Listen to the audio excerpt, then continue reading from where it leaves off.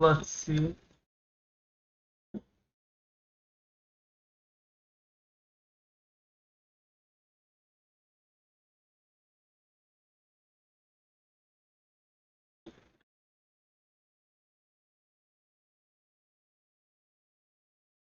Okay, that's good enough for now. Dream big. That's what we say to girls. The sky's the Charity Tommy walk. Robinson is in Israel, ladies and gentlemen, and I was invited last night by the amazing people at Salon Tel Aviv to come hear him speak live in front of an audience of over 1,000 Israelis. I'm Tal the Traveling Clat, your favorite Zionist prince. Zionizer. You can be a Zionizer just like me if you go to thetravelingclad.com and get your merch. Let's take a look at this clip that I filmed yesterday at Tommy Robinson's event. So Tommy, Oh, towards the that end of his one. speech, was Diamond doing a Tina. Q&A, Oh, Diamond Q&A with the one. live audience, and I thought this was an incredible clip. I wanted to show you guys. In the system, that it is corrupt. And we all need, I saw the leader of El Salvador said, unless we sort out the mafia of the judiciary, none of us are going to save our countries. And I think your country's going through that, right? You're trying to tackle the judiciary. And then you're trying to tackle the judiciary. I'm sorry. Just from the other side, gentlemen, the gentleman there, please tell us who you are, where you come from, and Damn, gold 3 is bad. First of all, nice to meet you. It's been a long time coming. Thank you for being here. My name is Robbie. I'm originally from Nigeria, London. I moved here 10 years ago. welcome. My question really is, obviously everyone's calling for an election. No one really knows if that's going to happen, like in the UK. Do you think there's actually a chance that there will be a leadership in the UK that will actually protect the Jews? Because this leadership right now, we saw the Manchester bombing, shooting at the synagogue, and there were Palestinian protests literally hours later, and nothing was done. I'll be honest. Jay, stay there. Yeah. No, I'll be honest. I think we need Keir Starmer, and I think we need him for another 3 years. Because I think, I'm sorry, I do, because I think the problem has to get that bad, and the public have to see it, that when we want a government to enforce real When he wants public are the ready. government. Unfortunately, I don't think that, I think Reform will win the next election. I'll be honest, I don't think Nigel Farage is I was far off over there. I think Nigel Farage, yeah, he's the best we have. But I think that we have to push Nigel Farage. Damn, he's actually crazy. I think that He's really good at the pinch. as I said, outside of politics, Nigel will go with the wind flows. Yeah? If 3 million people turn up to our next event, and you see the Star of David, and you see discussions around Israel, and you see every other community and country coming together, it will push them. Because I'm sorry, but I think Nigel Farage made a comment, and I don't want to get into a slagging match here, but Nigel made a comment in an interview where he said by 2050, the Islamic community is going to be that strong in the UK, we can't alienate them. Now, how do you not alienate the Islamic community? You're going to have to throw the Jews under the bus. Yeah? You're going to have to not stand up. So, unfortunately, if you've got a leader, like Reform, if you've got a leader who's already putting up the white flag to a hostile community, then it doesn't bear much hope. So I don't bear much hope in Nigel Farage unless he's pushed. I just think that, yeah, I'd be, Jews say they're right. I understand you're right. So everyone's worried. לא שאת לועסת ככה את המס. Getting raped in every town and city up and down the country. Yeah? No one wants to talk about it. So I just think that, I think Jews need to understand they're not alone. And I think that more outreach, which your government have done here and are continuing to do across Europe, is the most important thing. And a united front against all of it, where Jews realise that you're not isolated as a Jewish community, you're a British community, and there's many that stand with it. Okay. But yeah, the future I know they're good. Danielle, say who you are, where you're from, and a question, not a speech. I don't know what that was. And here I am. There's your boy, right here. Your boy was sitting down at Tommy All the Robinson's traveling stuff. event last night. So I have so many things that I want to say. First of all, thank you so much again for the invite to the event, to the people who invited me from Salon Tel Aviv, to Avi Amini for interviewing me. If you guys didn't see, Avi Amini from Rebel News was for literally 5 hours on a stream. 5 hours on a stream for Tommy's event. It was insane. It was nonstop. I was watching the event while I was on the way there, and I was on the live stream when I got there, and it was still going on by the time I left. It was crazy. Like, it was such a. I'm gonna show you guys right now just a clip. And where in Israel? Are So, you from around here? right when I got in, what was it, here? I was just going to grab my seat. If you guys didn't see this clip, Avi grabbed me. Hold on, brother.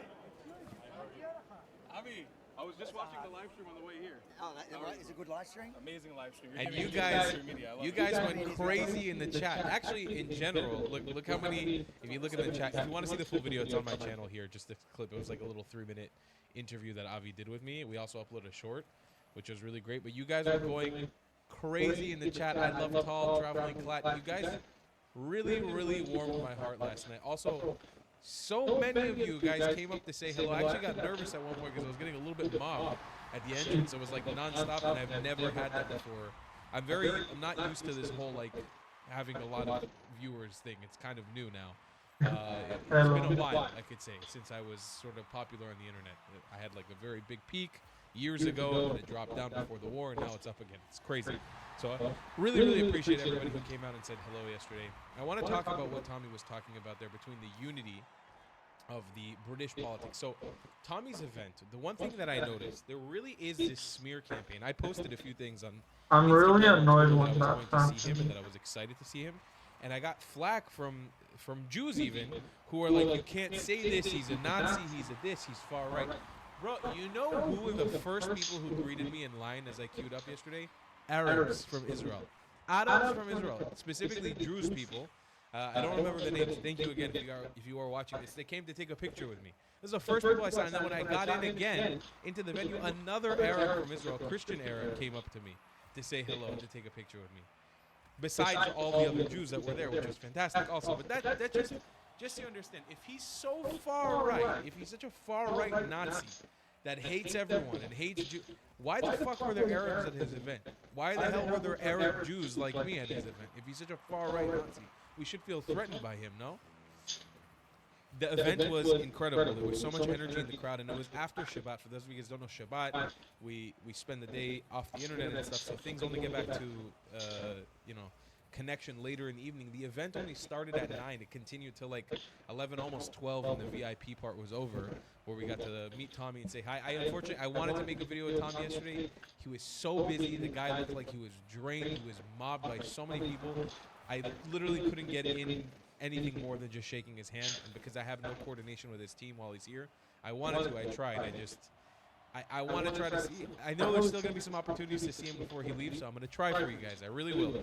But in the coming days, there should be some other cool, surprising guests coming on the channel who are here in Israel. There's a lot of really cool people coming to Israel right now, so I'm going to try. I always try my best, guys. But here's the deal. With me, and so many of you guys came up to me last night and you were like, we need to get you on Piers Morgan. You need to represent. The only way it's going to happen, if you guys wanted me to be platform, if you want me to be a voice, I need your help. I need your help. You guys got to recommend my shit everywhere you go. That's the only way it's ever going to happen. Because I can't do it alone. I don't have a PR person. I don't have a virtual assistant yet. I want to scale up. I'm in that process. But right now, until we get that, I'm a publicist. I need you guys to just mass spam my name everywhere you go. Make sure that people know that if they come to Israel, they should see me. They should meet with me. Same way that Yishai Fleischer, for example, Yishai Fleischer was there. I know he's worked with Tommy Robinson. I can provide a very similar aspect to Yishai Fleischer anywhere in Israel. Give it's context a good on history, shot. on food, on culture, whatever it be, in Tel Aviv, in Jerusalem, And it's a good pass. whatever it be. My name should be dropped as often as Yishai Fleischer's name when it comes to this context. I really believe so. If we are to fight this fight properly, every big YouTuber or influencer who comes here should also go through me, even if it's for a day or half a day, Division to to get my not perspective. That's what I believe. And I'm not coming at it from an egotistical perspective. It's coming from how much 920 is a good one. I've done. Now, to get into what was I think I need the saying, 3, like this 4 more unity between the British public matches and and so 3 many to times get during us his back speech, to the besides rating. the fact, by the way, that he showed us stuff that I've never seen of his before, work in documentaries, especially I think it was the documentary was called The Rape of the Brain, where he was showing the Pakistani groom gangs, the Islamic Pakistani groom gangs that he talks about often. He finally showed some of those clips from those documentaries that he's filmed, and basically a big portion of his speech was talking about how he is actually a journalist And I'll be honest, I wasn't as exposed as I was last night to his work.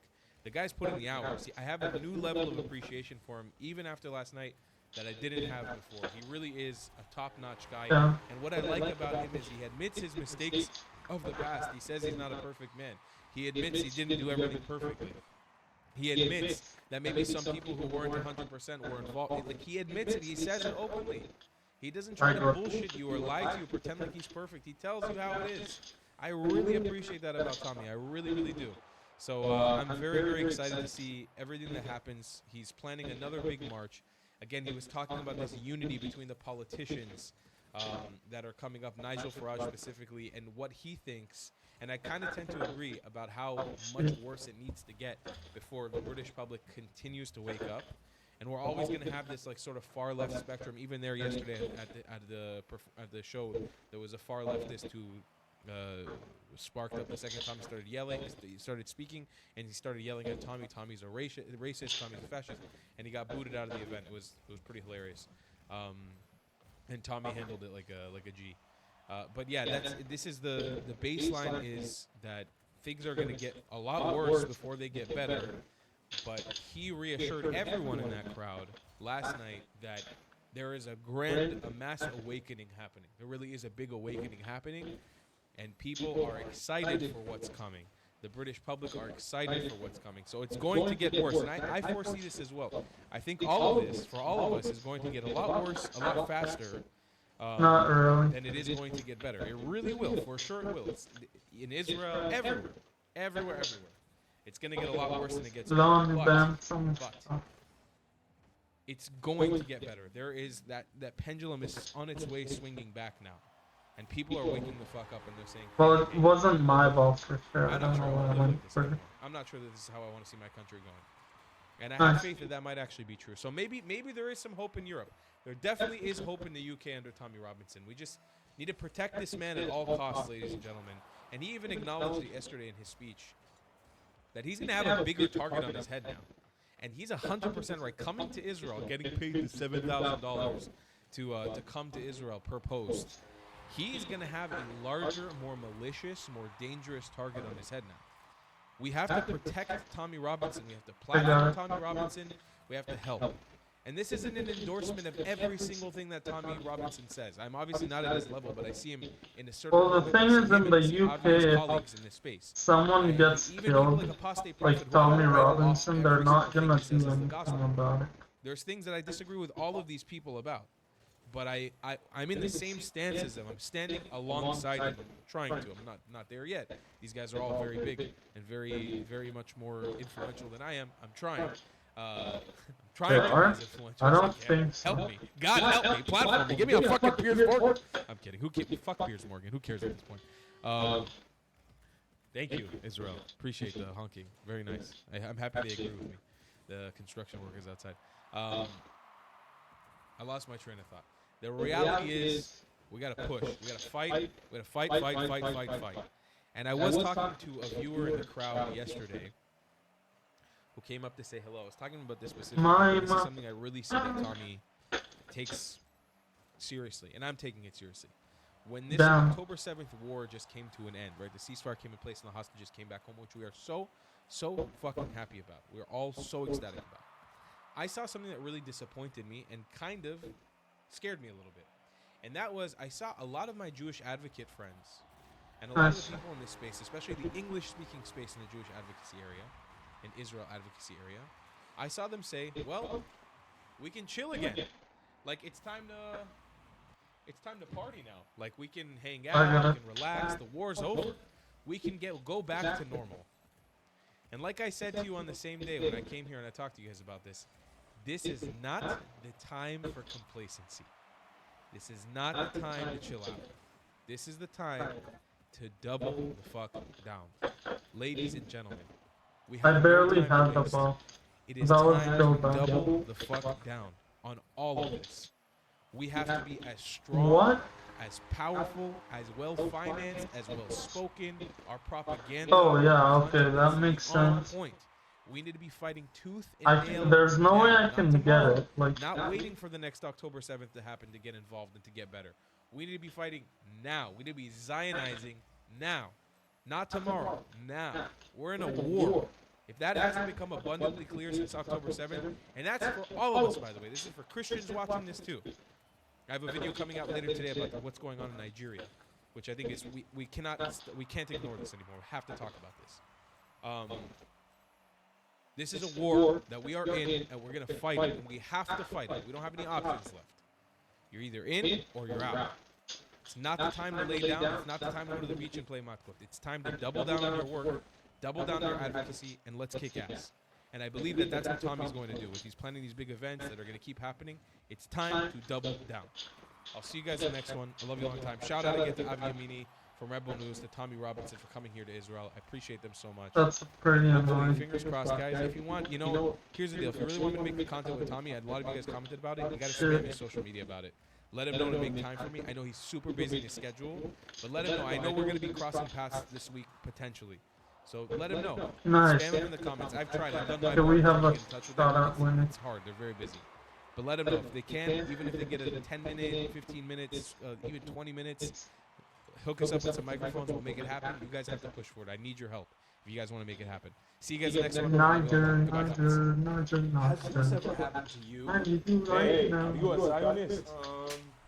What is this hesitation? You think Judah the Maccabee was hesitating when he's fighting for Israel? Here, take this. You think Queen Esther hesitated before stopping Haman from ending the Jews of Persia? Well, hey, Habibi, you think Herzl thought he was a white colonizer as he Zionized the Jews of Europa? Listen, kid. I don't care if you're a Muslim, a Jew, or a Christian. You're a Zionist, right? Yeah. Well, a good Zionist goes to the travelingclan.com and buys some provocative merchandise. They do? Absolutely, a bitch shout. I have some incredible designs for you, Yellow. They say everything promised you 3,000 years ago. Here, take a shirt with a matching hat. For you, good price. They say they kick you from 109 countries. Here, join the 109 club. Take shirt and matching hat. For you, good price. Habibi, you want to Zionize? Here, take shirt, matching head. You like Kuba Select Shel Safta? Here, take shirt, matching head. Take sticker, take hoodie, take, good price, take, good price, take, good price, take, good price. Yossi, Achi, he understands you, stop! A good Zionist goes to the travelingclan.com and buys merch. Down there's a lot of lag now, which I really don't want. If you don't want to buy any merchandise, the best way to support me is by donating on Buy Me a Coffee, my PayPal, or becoming a member on my Patreon. Your support is very much needed and very much appreciated. Thank you. What are you guys doing to prioritize safety? Because I know also a bunch of Twitch content creators said that they were too scared to even come to TwitchCon this year, just in case something like what happened yesterday would happen. Yeah. So, I mean, the safety of our creators is top priority. The challenge we face is a challenge in today's society. It's not limited to Twitch. It extends throughout our society. I do think that when you're live streaming, in many ways, since you control your community and you can ban people, you can make it so that those people that you don't want, engaging with you and participating with you, they basically don't bother. Okay. The Twitch situation is something crazy. that we care deeply about securing this environment. We're looking very closely at everything that happened there. This is just something we have to keep working on. I think everyone identifies our tools in terms of trust and safety as the leaders in the industry of helping. Leaders in what? What are you leading in like harassment, like stalking? I don't even understand. Like, just to give you a sense of the monumental fuck up that transpired yesterday, the That's video of the ridiculous. incident comes out and goes omega viral. Twitch releases a statement about it, stating they have zero tolerance for harassment. Emira drops a tweet stating Twitch has lied about the whole thing. The person in the video that protected her was her own security, while Twitch's security completely ignored what happened or were even laughing, letting the person just walk away and leave the convention. After all of this, Twitch's CEO Dan Clancy goes live on his own stream, wandering TwitchCon. And then at the very same time as Clancy is streaming like nothing happened, Emiru goes live on her own stream. I asked them, what are they going to do about this? And you know what they said initially? Please say it. They said, oh, well, he's banned from the platform for 30 days. Yes! For 30 days! They were banning him for 30 days! What? As soon as this happened, Clancy started receiving calls and ended the stream saying this. Turns out I have a meeting coming up that I had planned. So I think that's what I'm going to do. Sorry about going live and then dropping off. I need to be somewhere. They actively cover up the role that they played and misrepresent the situation to make themselves look good, to avoid accountability for someone being sexually assaulted at their event. Their goal is really to dominate. This is the nature of their version of Islam, to dominate the world, to have everyone under their boots. And this is what we oppose. Oh, I thought that was connected to the Twitch. Welcome, Tommy. Welcome to the Knesset. Welcome to Jerusalem. It's an honor to be here. I hope you get as much love here as you get at the market and at the streets. I've seen it. I've had a fabulous time so far in Israel. A fabulous They time. love you. Can we understand, from your point of view, you remember the You government? know, I like trigonometry and all, but actually How do you feel listening to them is European actually not that fun for France, some reason. Britain, with the way they've treated Israel since the start of October 7th? The leaders of those It's countries, involved. I see them as the modern time appeasers, trying to feed the crocodile, expecting it to eat them last. This is not what you do with aggressors. What you need is to fight, fight, fight. As President Trump said after the attempt on his life. Fight, fight, fight. That's what you do. And this is what we have been doing ever since October 7th. Fighting to release our hostages. Gladly, all the living ones came back to their families. Fighting to restore security, to bring the thousands of displaced civilians back to their communities safely. And far from being a local battle, this is a global struggle. This is how we see it, and this is why I think you are so much loved here in Israel, because you see it too. A battle between the forces of radicalism and extremism and fundamentalism and those of freedom and liberty and democracy, which is what Israel represents in our region. This is what we are fighting for. And this is what Hamas came after on October 7th. This is what each and every one of the Ayatollah regimes of Iran proxies did since October 7th. But with the help of God and our good friends and our holy soldiers risking their lives, they Isabel, and then mine. prevailed. Can we, so the British audience can understand this, because we talk about Hamas. It's not just Hamas though, is it? So where we have Israel on a map, you have Hamas, Gaza border, but you also have Hezbollah on another border. You have the Houthis. So what's it like to The be... Shiite militias. The and- Shiite militias. What's the population? And of course Iran. What's the population of Israel? You know, for American visitors, we always say Israel is the size of New Jersey. It's true. But having visited Chicago a few years ago, observing, have you ever been to Chicago? No. No. So, on top of one of the most beautiful apartments in Chicago, I've seen Lake Michigan, which is one of 5 lakes, and not the largest one, by the way. And it is only 3 times the size of Israel. This is how tiny this country is, with a population of 10 million, surrounded by 21 Arab nations, mostly hostile towards us, and 54 Muslim countries, still most of which hostile towards Israel. But gladly we have managed to prove that peace could be achieved through strength. And I was fortunate to be a minister Oh, I'm in a the government that 920 signed again, the that's accord good. with 4 Arab countries. 2.5 years ago, I had the fortune to become the first speaker of the Knesset to be invited officially to speak in a parliament of a Muslim country. That was Morocco, by the way, the country where both my parents were born and raised. And we do have a way to continue and expand the circle of peace. We need to be strong, we need to be proud of our heritage and who we are. And we must not be appeasers towards aggression. What do you think? From the outside in, you've obviously lived in Israel, you understand what it's like to be surrounded by jihad and have your culture, your identity, your very existence in danger. Looking at Europe, and To the be changing honest, face of Europe, UK is all kind of European like that nations, too. the Western European nations, certainly France, Britain, Sweden, these countries.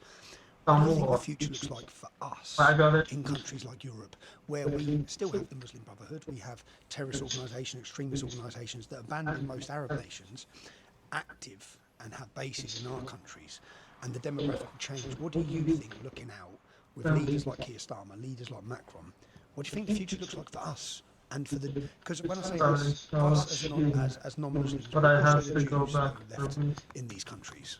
Well, as you said, it depends on your leadership. Will your leadership maintain the European, the That's pretty good. Judeo-Christian values and the Western He way was of so life unlucky that that Europe actually I enjoyed don't know. for so many years, and No, the he did freedoms save it, that and we then share he didn't take or it hard indicate either. it, So yeah, it makes because when the immigrants come in small numbers, they seek to assimilate. When they come in large numbers, they seek to dominate.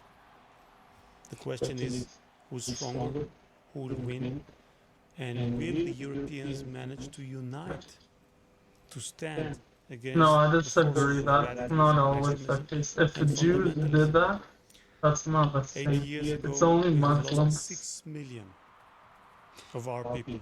You have 6 million of our people. Men, women, children, elders. We are a people that remembers. We don't forget. What you see here on my desk, this book, very large one, very heavy one, contains only one word. Damn, really? They stole our boots. Very small, very tiny, almost invisible, only one word. And that word is Jew.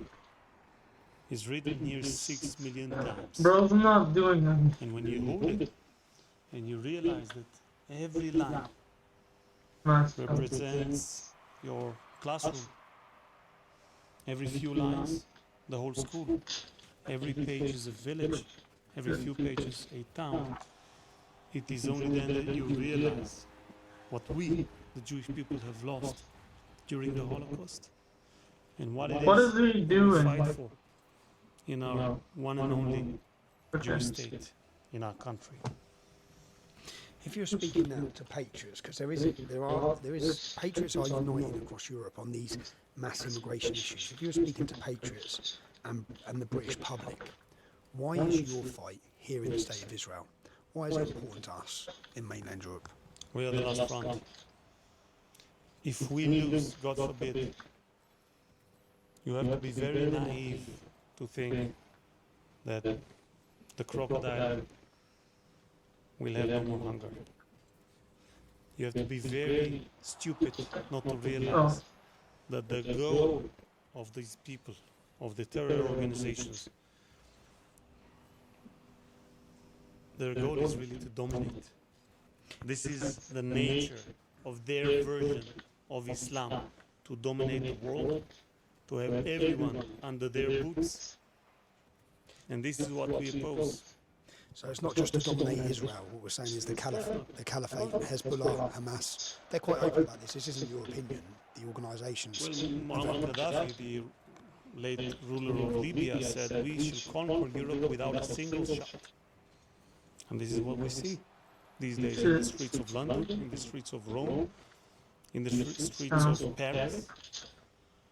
We're kind of. And you need to stand up. You need to stand up against this. And you do that very much better than others.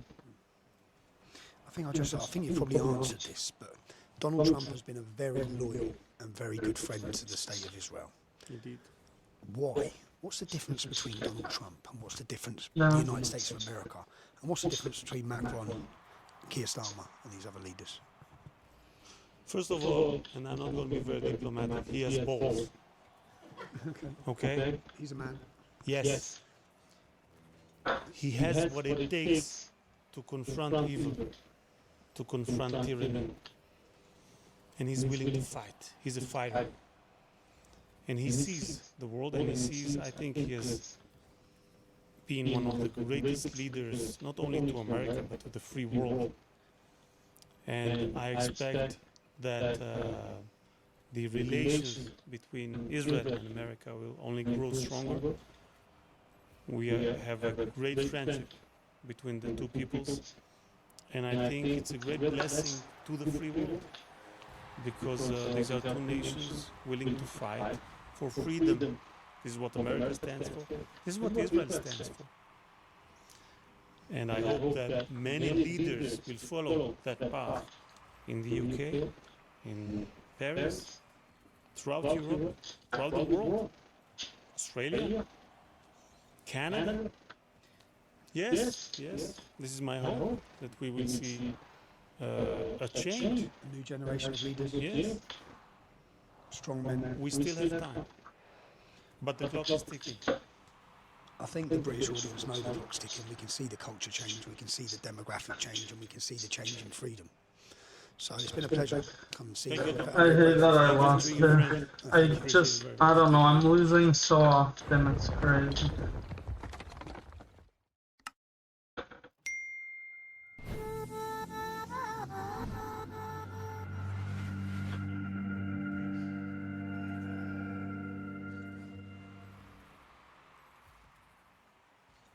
My dad is here and you love him.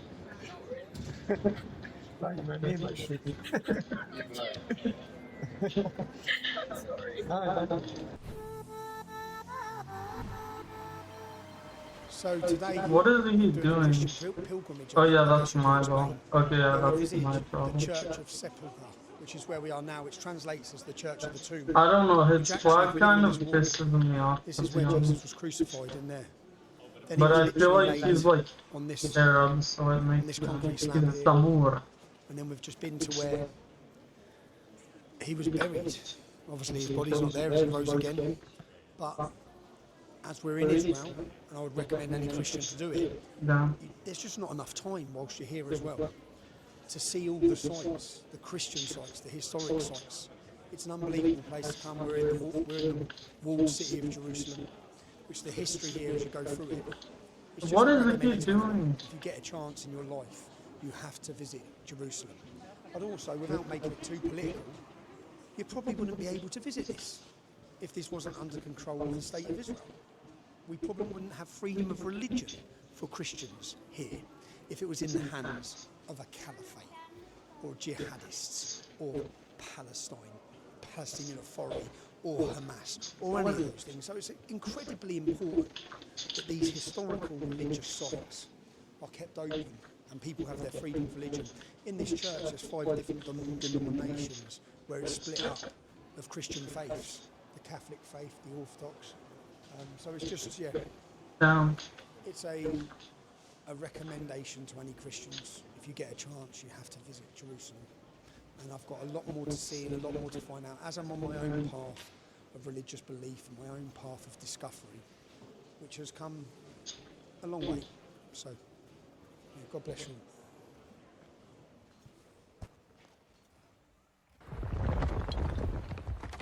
Really? I'm not gonna fork it.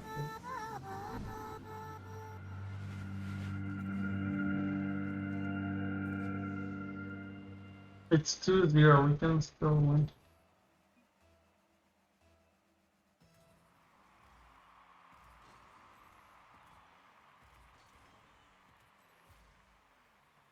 Yeah, he's pretty bad.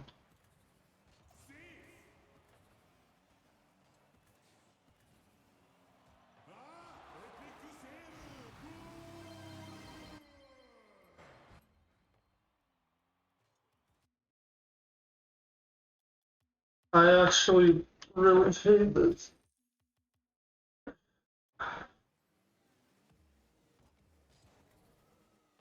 Amor.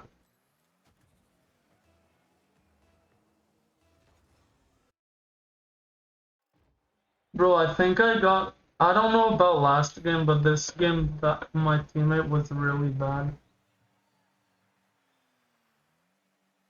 But I'm a really low rating now. I think I'm like 902.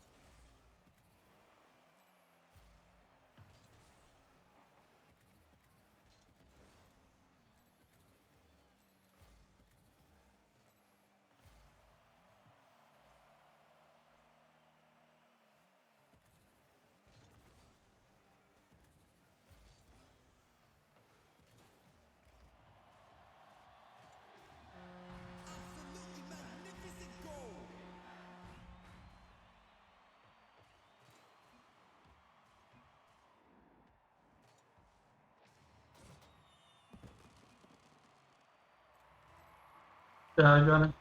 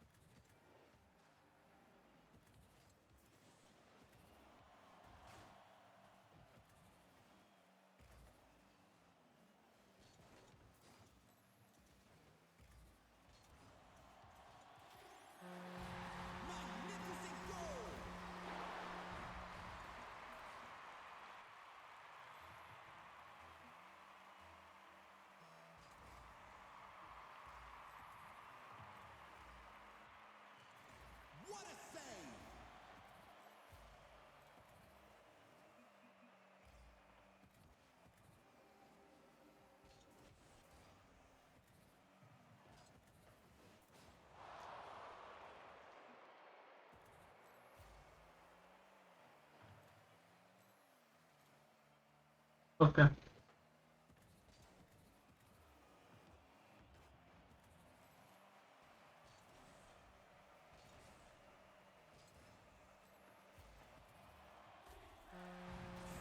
Low.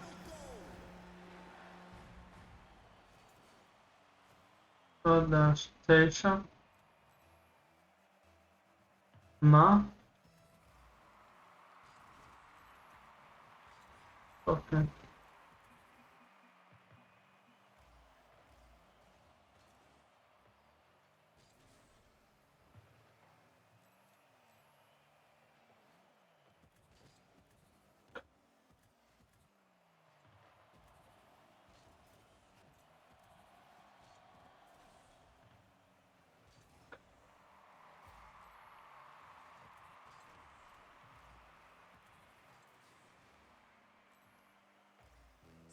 Seconds left on the clock.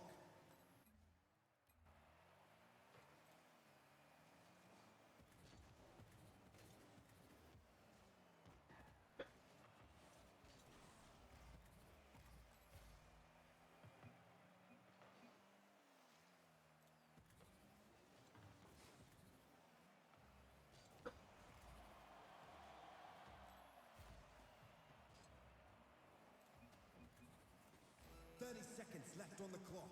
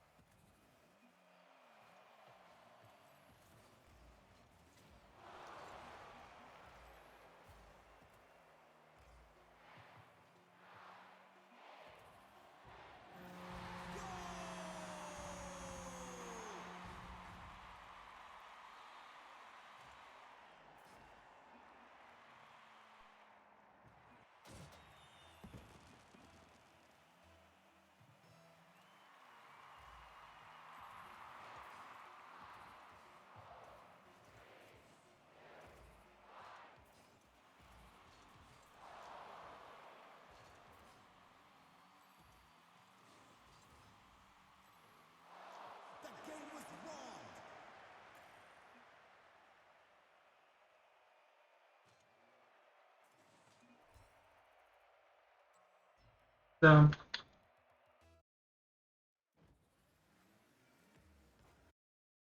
I hate this. Not the board.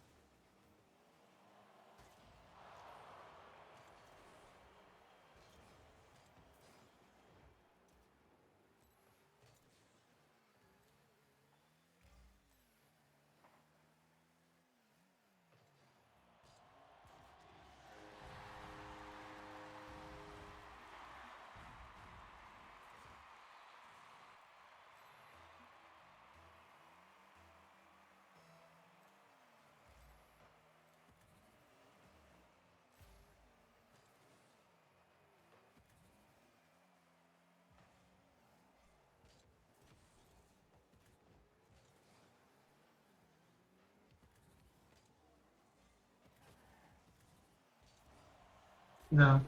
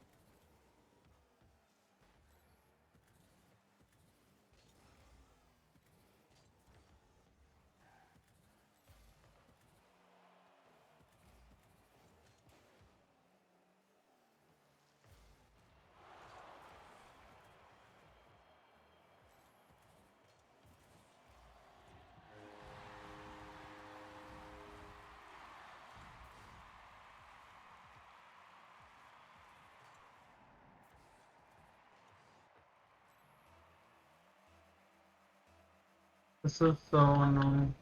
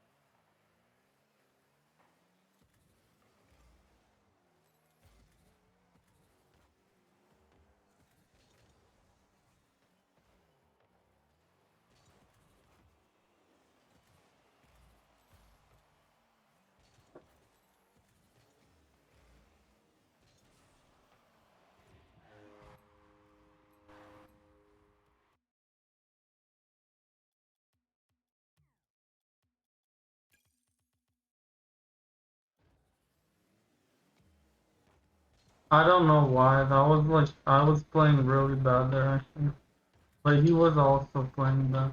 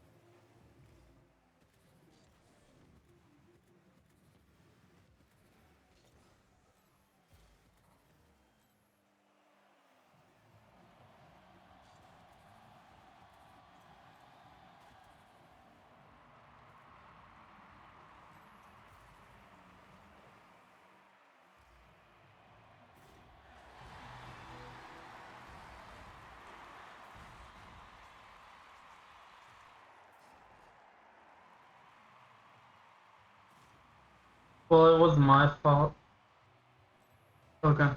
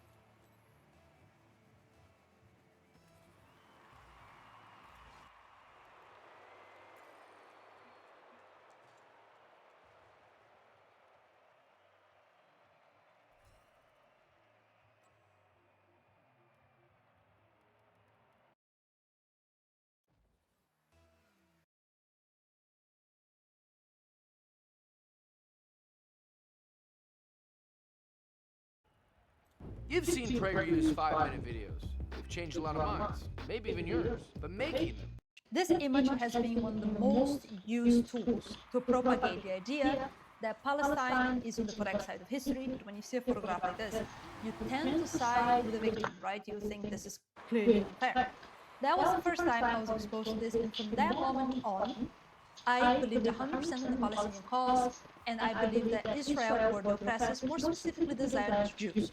Hi guys, doing this is Sahar today, and in today's video we'll see a video from a person called Deborah Dowling. She used to be brainwashed by the pro-Palestinian propaganda, but in this video she'll explain how she got tricked and how she got out of it. Let's watch. How I fell for Palestinian propaganda. I want to share some insights, my personal experience, but also my knowledge as a historian who specializes in the study of propaganda, how I fell for this, and just expose some things here that I find to be interesting, especially at this very sensitive time where all this issue of Israel versus Palestine is taking place. So when I first finally a good I would like to point out that I come from a neutral background, right? So I was neither a Jew nor a Muslim when I first heard of the issue of Palestine versus Israel. And that happened when I first arrived in the UK back in 2013, where I was exposed to this image. This image has been one of the most used tools to propagate the idea that Palestine is on the correct side of history and to just gather support for their cause. It was by seeing this photograph and no other information that when I first saw this, and as most normal people would, when you see a photograph like this, you tend to side with the victim, right? You think this is clearly unfair. That was the first time I was exposed to this, and from that moment on, I believed 100% in the Palestinian cause, and I believed that Israel or the oppressors, more specifically the Zionist Jews, okay? That's what I believed. But years have passed, and I have studied a bit deeper into some of these topics, even visiting Israel in 2022. Actually, I went to Israel to get baptized in the Jordan River. It's fine, we can wait. And I saw things in Israel that made me reconsider that whole idea I had of Palestine being the victim. But the point here is I want to look at the techniques used of the pro-Palestinian movement for propaganda, okay? So let's start with the question, right? How did this pro-Palestinian movement gain so much strength in the West? Because now we see, not only in the UK, but in other European and Western countries, we see a lot of demonstrations rising up that are pro-Palestinian. And it all kind of really began with this organization called Palestine Solidarity Campaign. So this was founded in London in 1982. And this organization, if you go on their website, you will see that they're the ones calling for protests, and they're giving dates and announcements and all this kind of stuff. So that's how they organize themselves. They really say on the website themselves that they are the ones behind all the media campaigns and things and so on and so forth, and the pro-Palestinian cause. Okay, so like let's remember that. Okay. So since then, we've had these movements, and what I find interesting is when I go on their website, and as a matter of fact, they claim to not be linked to any political affiliation in the UK, but that's not really true because some of the names that are linked to them happen to be Labour politicians. Right, okay. So when you go on their website, and you go onto the resources, and you get this fact sheet, that's where I find that things are a little bit problematic, right? So first, the information we're giving here is very basic. We have that map, the same map that I just mentioned here, and then we have a timeline. How did we get here? I find it a little bit ironic that this pamphlet uses the word history all the time, but their timeline begins in 1897. History is far older than this, especially the history of this land, Israel, Palestine. If we look at the history, not what this pamphlet is saying, but if we look at the actual history of things, we know that piece of land of Israel always belonged to the Jews, right? And it's the fact that about 100 plus years after the crucifixion of Jesus, you had the Romans conquering that land and expelling the Jews. Now, the Jews were persecuted throughout history, that's a fact. I'm not going to get into why this happened, but this is a known fact. And even when we look at the end of the 1800s, which is when this pamphlet is claiming that the Zionists decided to create a state of Israel as if that was some kind of crime, we must remember it was right around this time that the Russian Tsar was expelling Jews as well from Russia. So the persecution of Jews is far older than Nazi Germany, okay? So that land belonged to Israel, and Jewish people were expelled by the Romans who named their land Philistine. Philistines being the enemies of the Jews at the time. They named it Philistine, that later became Palestine, as an attempt to humiliate the Jews. Later on, their land ended up belonging to the Ottoman Empire. So let's take a look here at a map of what the world looked Yeah, like. it seems like maybe I am just pretty So bad. this region where we now have Israel here, we see that it belongs to the Ottoman Empire, but we also have the region of Egypt that was controlled for a long time by the British and so on and so forth. But the point here is there wasn't really a group of people called Palestine. When the Ottoman Empire ruled, you had Arabs living there, not Palestinians. That is not an identity. As a matter of fact, the Palestinian flag was created in 1968, so very recent, right? And back to this pamphlet here, the pamphlet several times refers to Palestine as historic Palestine, as if, historically speaking, Palestinians had the right to claim this land since always. That's not true. This is all fabricated, okay? And then somebody's going to say, well, yes, but what we do have happening is Israel, the state of Israel, that, as a matter of fact, since it was created in 1948, because let's be realistic, guys, the Jewish people should have the right to have a state.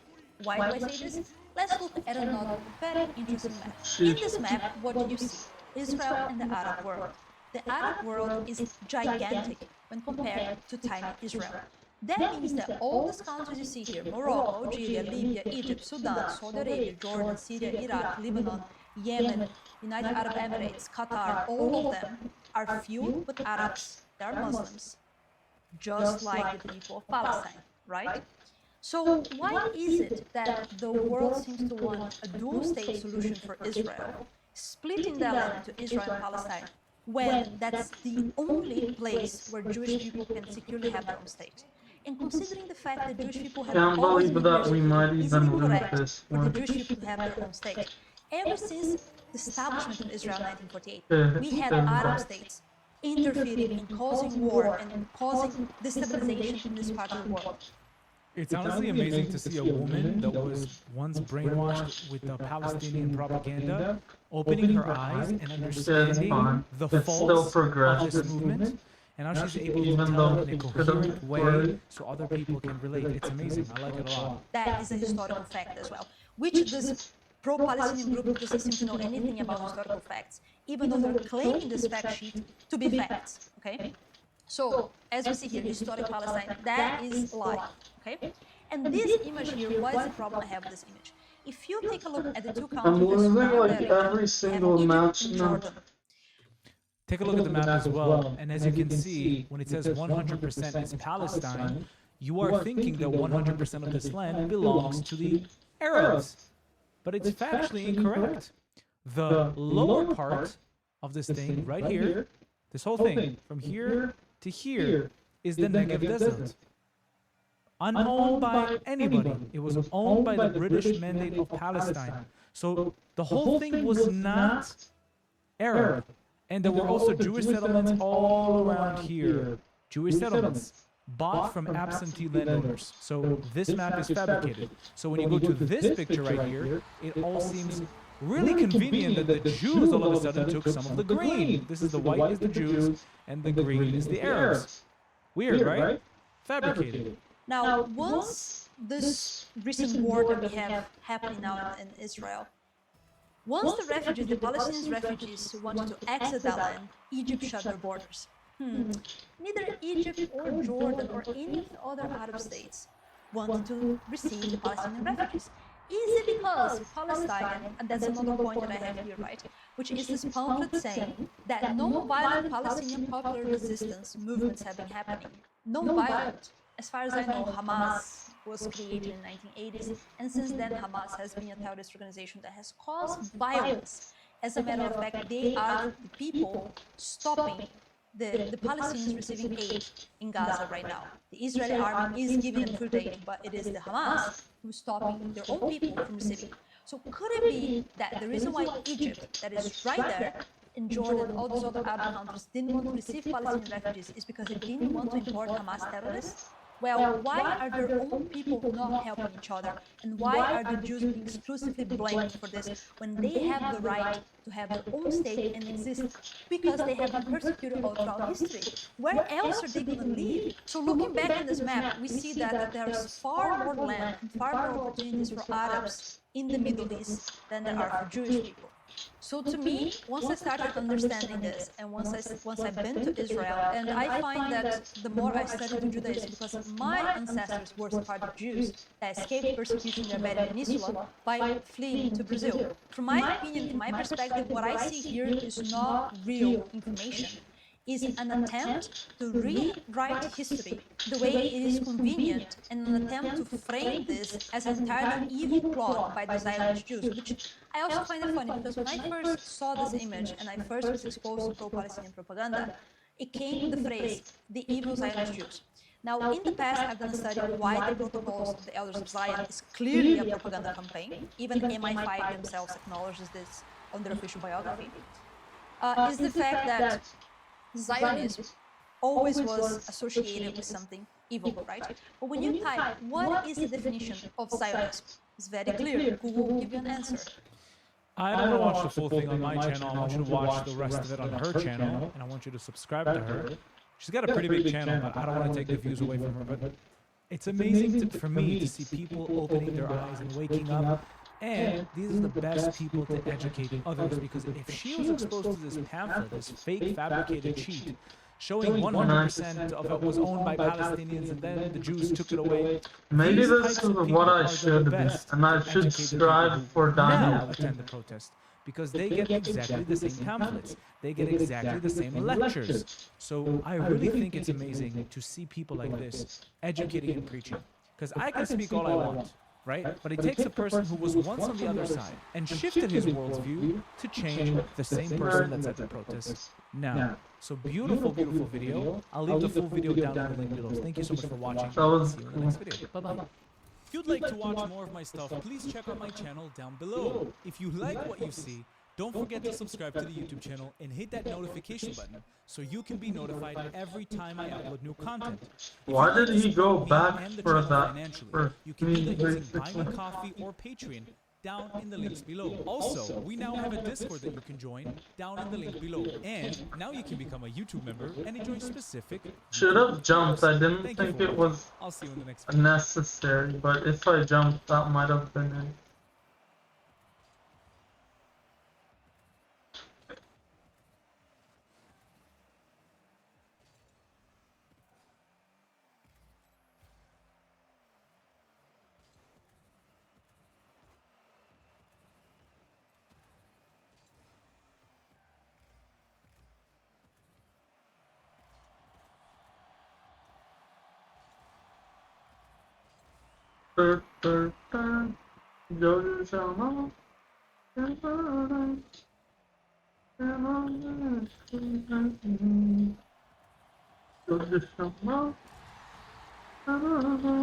I'm gonna be pretty mad if we lose, but I think it looks like we're gonna lose.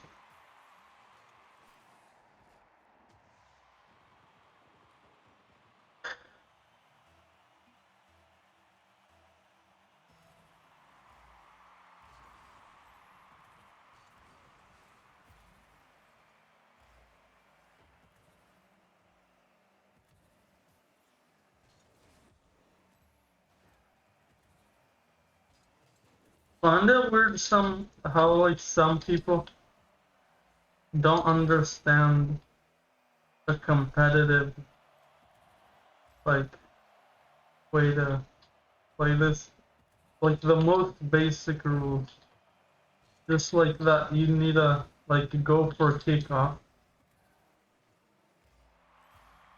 if you're the closest to the kickoff. Find it hard to believe that even some diamonds struggle with it.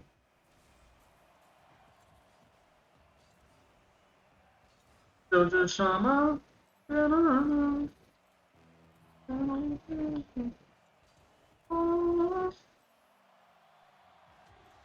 What a crazy go.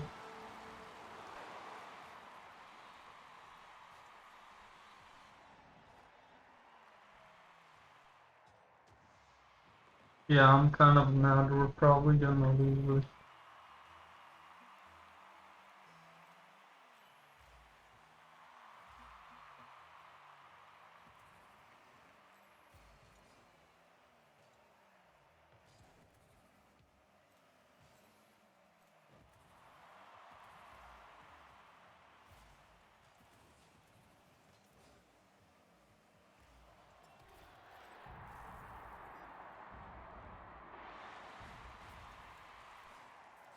Nice shot, but it's crazy that it still went in. I would have saved that if I was Orin.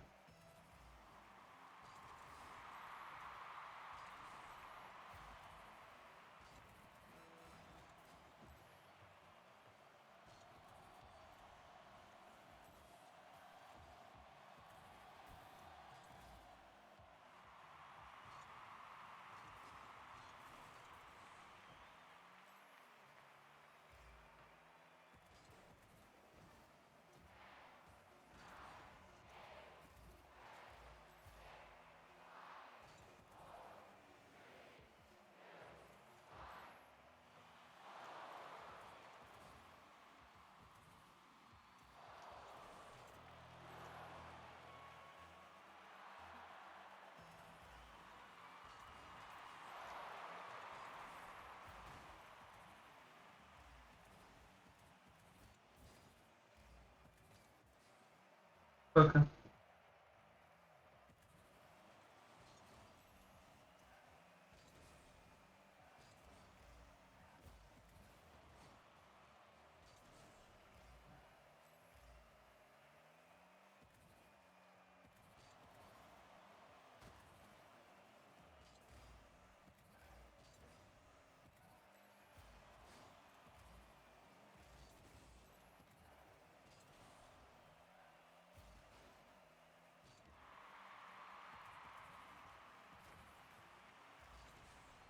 Shit.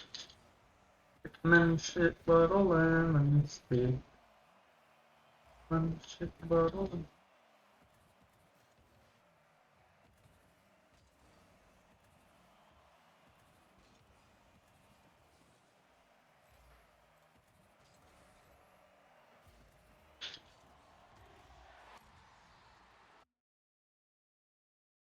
This is crazy. I'm playing until I'm like, I don't know, I'm kind of being so mad that I'm playing until I win, basically. And then I might need even more to be happy. Like crazy how mad I am.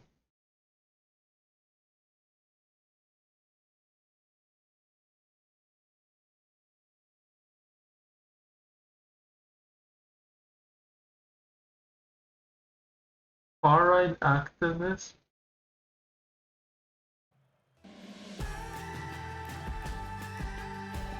Why is he far-right?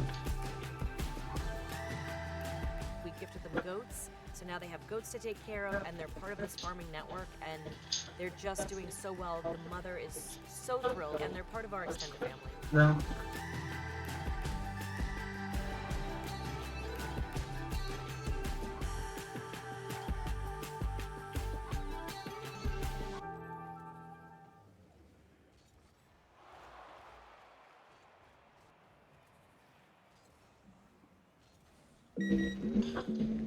You make it through security so fast, the agents applaud. When it comes to travel, you're a winner. And that's why you rent with National. I'm making this video with the hope that I am extremely wrong here, and in a few weeks we can all look back and point and laugh at how off I was. Like, I want this video to age horribly, but with my hand on a stack of Bibles, I don't think it will. One Punch Man Season 3 has started, 2 episodes are out, the second one just aired, and you can probably still see my eyes are a bit red from the tears that I shed watching it and rubbing them away. Not because I witnessed peak, but because I witnessed pee. Actual waste. One Punch Man is one of my favorite property. I've watched it weekly since Season 1, and it's one of the very few anime that actually got me interested in reading the manga. I've talked about this before, but I typically don't read manga of property that already has an anime adaptation because I'd rather not know what's coming. I'd rather it be a surprise. Even though I typically don't mind if I get spoilers or whatever, because for me it's more about the journey than the destination. But still, I prefer to be surprised when it happens, oohing and awing and kicking my little legs in my chair when there's a big plot twist or something. Like, these people are still skilled. I should align myself with that. Like, they're still pretty good at the game. Even though we're at 800. I'm basically 100 rating below where I should be.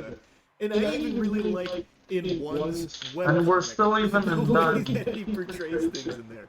I love everything about One Punch Man. It is a beautiful manga that I can't help but sink my teeth into, even knowing full well it will spoil what comes up in the anime. I can't resist. And like I said, it's very uncharacteristic of me to do that. Typically the manga I read is on things that don't have real anime adaptations, like Berserk. Lord help us, it is so sad. Bit of a tangent. Berserk is an actual masterpiece of a series, which I'm sure all of you have heard before. People gush and drain over Berserk for a good reason. It is a sin that it doesn't get a true, real anime adaptation past what they already did. Damn, really? What happened in 2016, which we don't need to reopen old wounds there, but I don't want to get too lost in the sauce. Point is, I don't typically read manga for things that have an anime. One Punch Man is the exception because I absolutely love the characters in the world there. Anyway, though, One Punch Man Season 1, I think, is one of the best seasons of anime ever produced. And throughout streams, people will often ask, you know, I've never checked out anime, what should I start with? And like clockwork, I will always recommend One Punch Man Season 1 as an entry point to the medium. I think it is just so well done. From its pacing to its beautiful, breathtaking animation, unbelievable animation, the fights are incredible, but also just the character work is executed so well in Season 1. It is extremely good. It is extraordinary. And Season 2 rolled around, and it was a bit of a wet fart. That one was very disappointing to me, and I know a lot of people don't like my take on it, but I mean, it's how I feel about it. I think it is just such a huge step down. Not only in the obvious decline in animation quality, it's a different studio. It's JC staff that took it over, which doesn't typically do something like One Punch Man, and they did not a great job. Season 2 did not have the greatest animation. It was no longer fluid, it had some really wonky CG in there, and it just wasn't as great as Season 1. It still had its moments because the characters are just so well done, like from the source material, it's hard to fuck that up, but man did they try. It was still a fine season, but just such a huge step back. So when it was announced that Season 3 of One Punch Man was once again going to be that same studio, I was immediately sad, but I tried to remain optimistic that maybe this time, given more time to cook, they could deliver something better. And now that we're 2 episodes in, they're delivering something even worse. It is actually even worse. Season 2 got dubbed by the fans One Frame Man because there's so little animation. A lot of times you're watching still images, basically just manga panels on a PowerPoint. Season I mean, 3 this is expected. I shit you not, the latest episode 2, there is 2 separate scenes where it is a still image with the slowest panning camera imaginable. I actually thought my TV froze. And it goes on for like 20 seconds. Like it lingers for 20 seconds on just a still frame and some like narrator dialogue. And it's just inexcusable.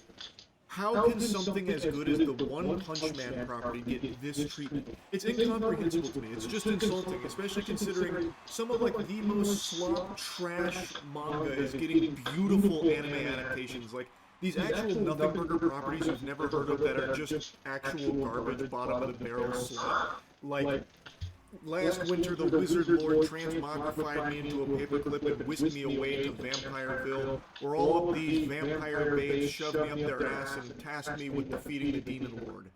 Well, to be honest, I am kind of tired. Really am tired in general. Like, why does that kind of garbage get that kind of passionate studio treatment? Bye, guys.